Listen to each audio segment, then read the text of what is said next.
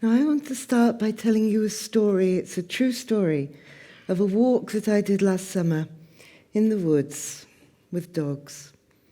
And this is what I wanted it to be like. You can see happy dog in the sun, flowers, relaxed, beautiful. And this is what it was actually like. A swamp, a mud bath. The dogs were still happy. They were having a marvelous time. It was a little windy. He likes to have his face into the wind so the hair gets blown back. I'm the kind of dog owner who takes photographs of her dog in embarrassing situations. It's love, really.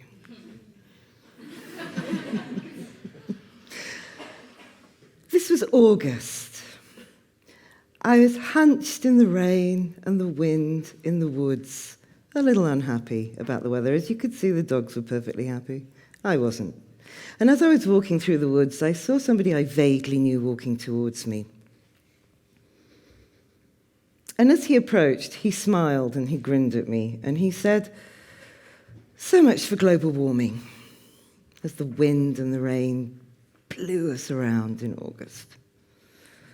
And I stopped. Now, I knew this was a joke, but I think I was a bit miserable about the fact I was going to have to get the mud off these dogs with a cold hosepipe later on.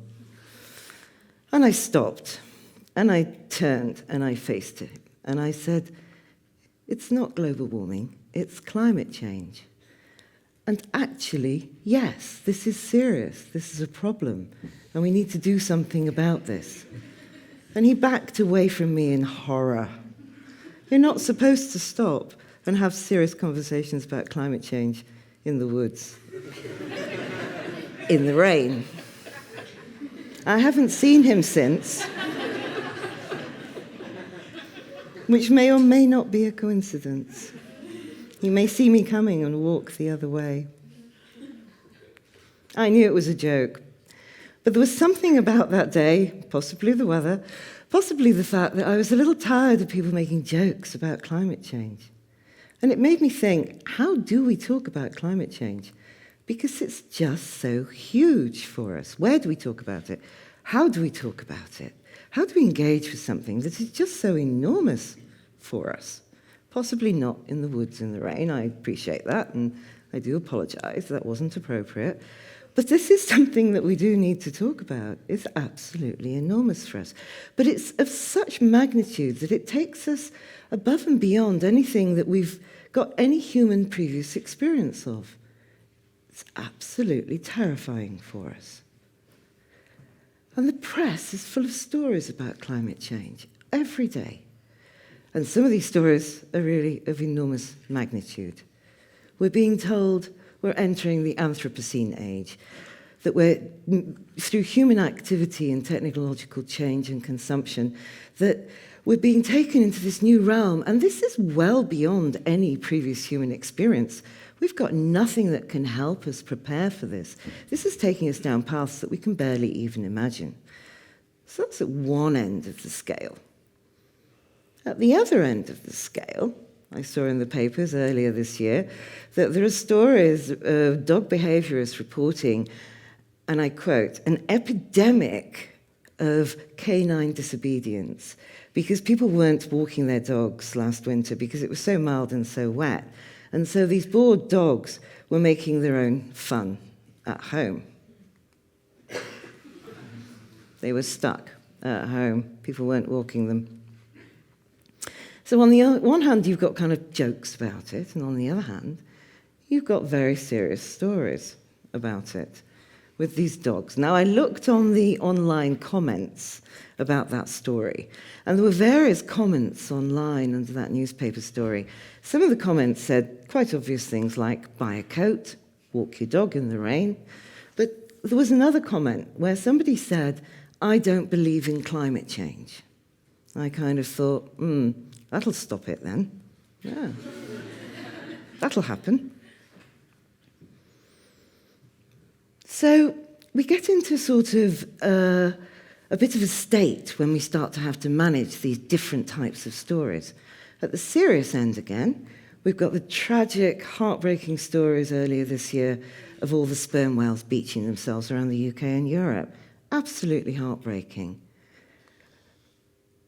We've got the plastic island in the Pacific, the size of Texas. We can't imagine what a plastic island the size of Texas looks like. We've no way of understanding that. We've got the Ellen MacArthur. We're stealing each other's best lines. We've got the Ellen MacArthur Foundation saying there'll be more plastic than fish in the sea by weight by 2050. Last year, apart from in the woods that I was walking in, it was the hottest year on record. 2015 was the hottest year on record. And the ice is now melting to a point where it's beyond recovery. It can't recover. So whether we like it or not, as human beings, we're going to have to face change around this.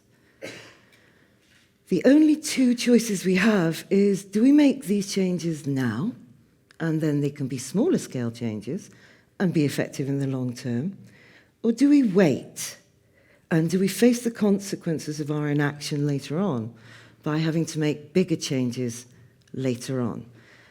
And I would confidently assume that there's nobody in this audience today thinks it's okay that climate change is happening. And I would confidently assume that there's absolutely nobody here that thinks this inactivity is okay. I do want to be standing here talking to you today, but I wish I wasn't standing here today talking to you about this, any more than I think you want to hear this. It's taking us down terrifying new paths that there is no precedent for. And actually, we don't really know how to navigate these. And we wish it wasn't really happening. So how do human beings deal with something like this? That is, the change is happening whether we like it or not. No change is not on the table for us. We have to find ways to deal with this. But of course, it makes us incredibly anxious. It makes us incredibly stressed. If you engage with how that actually feels, then I think it probably makes you very, very defensive. And what a lot of people do, as I mentioned earlier, is they go into denial about climate change. It's not really happening. Or displacement, or rationalization. We can argue and argue and argue about the different approaches to dealing with climate change without actually taking any action. Or we can say, well, I didn't cause this, it's not my problem, somebody else will have to deal with it. Or we look for people somewhere out there above us to deal with it. These defences, whilst useful in the short term, are lethal to us in the long term. They don't help us, because it's actually us that needs to take action on climate change. Because we did this. It's our responsibility. We shredded that sofa. We're messing this place up. So we defend. But it's human. It's human to defend, and it's human nature to want to move away from these frightening emotional feelings about climate change. But if we do that, we are looking away from something that paradoxically, counterintuitively, I'm arguing we have to look towards. It's human nature to want to not go down those paths that are frightening. We don't want to face feelings of guilt and shame and loss and fear and anxiety. Why on earth would we? I totally sympathise. I don't want to go there either. But paradoxically, we have to. Because it's those unresolved feelings about climate change that I'm arguing are getting in the way of us finding sustainable change for the future with the technical, scientific change that we need to make.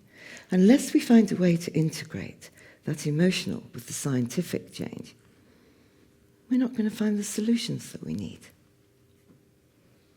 Now, given that this is human nature, and human nature is to look away from these things, it made me think, well, how can we find ways to help ourselves face climate change by drawing on our experience of looking at other things that are difficult in the world, given that we've not actually had to deal with climate change before. So maybe we can get some lessons from some other social problems that we also struggle to deal with, that take us outside of that experience and outside of ourselves, that stretch us and make us feel very, very vulnerable. Now, bear with me, because I'm not saying it's the same thing at all. But I think there are lessons to be learned. There are parallels that can be drawn with child abuse and how we do and don't deal with child abuse and child protection. Again, this is a social problem, a social phenomenon that we really struggle to deal with. Because we know it's happening, but we don't want to see it. Because seeing it and facing up to it, in the same way as seeing and facing up to the realities of climate change, is unbearable for us, actually. I think it's unbearable. And there's this strange phenomenon that goes on called turning a blind eye, where we both see something happening with one part of our brain, and then we deny that very same thing with another part of our brain. So it is both happening and not happening at the same time. And that allows us to deny the existence of it, which allows us to not act on these things. So we see child abuse happening and we don't see it at the same time. And I think we do something very similar with climate change. We see it happening, we read the newspaper stories, and we don't see it happening at exactly the same time. We don't feel that urgent need for personal action. We turn a blind eye. I think we also do that because of our guilt, because we did this. Now, stay with me. I think there's also a lesson that can be learned by thinking about hermit crabs. Trust me, I'll join up these things in a moment. Now, you all know what hermit crabs look like, don't you? They're these little crabs with big claws out the front and a little soft body. But actually, you really only know what half a hermit crab looks like. You know what the front looks like with all the claws. The back, which is the soft body, is tucked inside a shell. Now, hermit crabs don't grow their own shells, so they have to have a borrowed shell. And they have to find a shell somewhere on the seabed and tuck themselves in and walk around in it. But the hermit crab has a problem, because the body keeps growing even though the shell doesn't, because it's a borrowed shell. Now, okay, initially, let's imagine hermit crab for a minute. Initially, let's think, okay, the hermit crab's walking around and this shell's just starting to get a little bit tight. And the hermit crab might think, oh, okay, I'm having a hermit crab fat day, or I need to stay off the shrimp a little bit, you know. And it can deny this pressure for a little while.